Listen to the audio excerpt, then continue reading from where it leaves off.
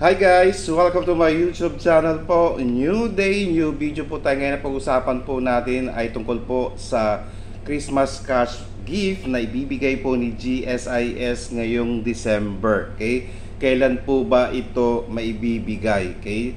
Dahil nga po ang December 8 ay holiday po or special non-working holiday, ibig sabihin po nito na ang inyong Christmas cash gift kasama na po dito ang inyong monthly pension sa GSIS ay mamumove po siya ng December 5, 2025. That is Friday. May possibility pa rin po na baka mamove siya ng mas maaga sa December 5 dahil nga po may mga bangko po na mas maagang nagre-release ng inyong mga Christmas cash gift at monthly pension for the month of December. Kay sino-sino po ba ang mga qualified? Ang qualified po dito na magkaroon ng Christmas cash gift mula sa GSIS. Siyempre po, nandyan po ang old age pensioner po at ang ating total disability pensioner po.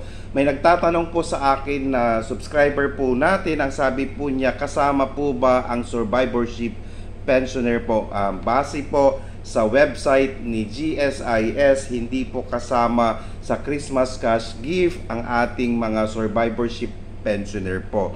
Okay, sa ating mga pensioners sa GSIS, abang-abang na po tayo next week. Okay, baka po mapaaga hanggang December 4 po, depende po yan sa bangko po natin kung maagang mag-release sa ating mga ATM accounts. Kaya i-check na po natin ng mas maaga. Lalo na po kung meron po kayong mga online banking, madali na po nating makita ang pagdating ng ating mga pension at syempre po ang ating Christmas cash gift mula sa GSIS. Okay? Magkano po ba ang makukuha natin na Christmas cash gift? Ang sabi po ng GSIS, umaabot hanggang 12,600. Ayan po.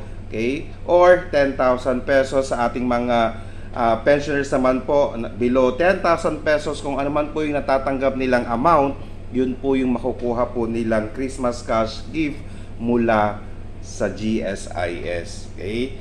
So tignan po natin by next week.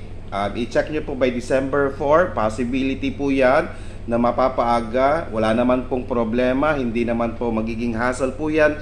Kung tayo po ay naka-online banking, yan po, pwede po nating i-register ang ating mga accounts at magkaroon po tayo ng online banking para madali na lang pong i-check. Okay, sa ating mga pensioners po, makakatulong po ito para kahit nasa bahay po kayo, na-check nyo po kung dumating na po ang inyong mga pension po. Sana po nakatulong po ako. Please do not forget to subscribe, like, and share para po lagi po kayong updated sa ating mga videos. Maraming salamat po and stay safe. Bye-bye!